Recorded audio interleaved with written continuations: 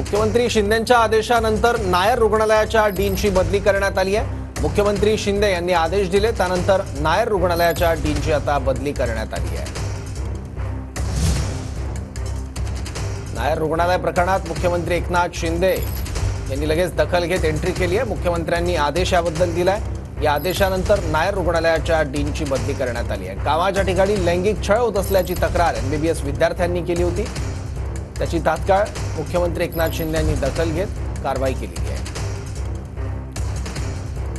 मुख्यमंत्री शिंदेंच्या आदेशानंतर नायर रुग्णालयाच्या डीनची बदली करण्यात आली। कामाच्या ठिकाणी लैंगिक छळ होत असल्याचा आरोप एमबीबीएसच्या काही विद्यार्थ्यांनी केला होता।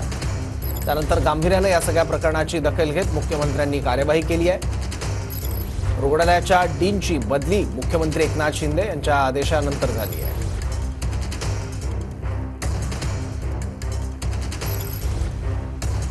नायर रुग्णालय प्रकरणात मुख्यमंत्री एकनाथ शिंदे यांनी डीनच्या बदलीचे आदेश दिले आहेत।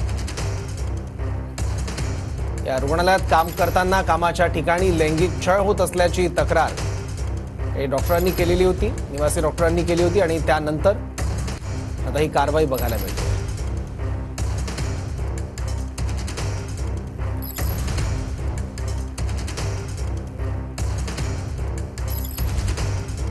मुख्यमंत्री एकनाथ शिंदेंच्या आदेशानंतर नायर रुग्णालयाच्या डीनची बदली करण्यात आली आहे। पश्चिम बंगालमध्ये सुद्धा बलात्कार आणि हत्येचं प्रकरण हे बरंच पेटलंय। अजून सुद्धा डॉक्टरांचं आंदोलन पश्चिम बंगालमध्ये सुरू आहे।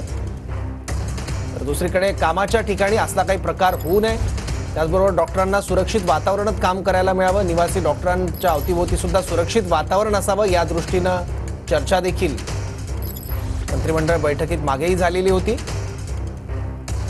आणि त्यानंतर आता हे लैंगिक छळाचं प्रकरण उघडकीस आलं होतं, तसे आरोप झाले। आणखी माहिती घेऊ, आपले प्रतिनिधी कृष्णा सोनारवाडकर आता आपल्यासोबत आहे। कृष्णा,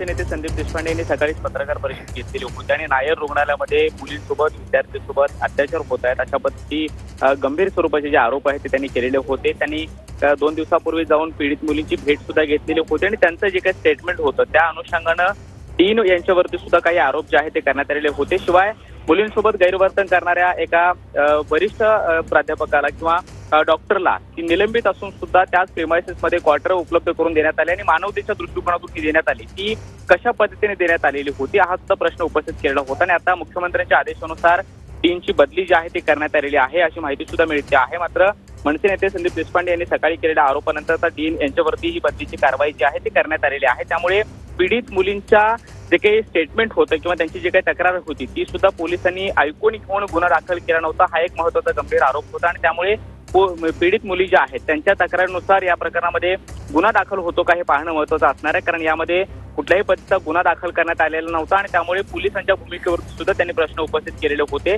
मात्र आता डीन यांच्यावरती बदलीची कारवाई करण्यात आलेली आहे। मात्र मुलींच्या तक्रारीनुसार यामध्ये गुन्हा दाखल होतो का हे पाहणं महत्त्वाचं असणार आहे आणि संबंधितांवरती काय कारवाई होते हे पाहणं महत्त्वाचं असणार आहे। सौरभ, कृष्णा, धन्यवाद या माहितीबद्दल।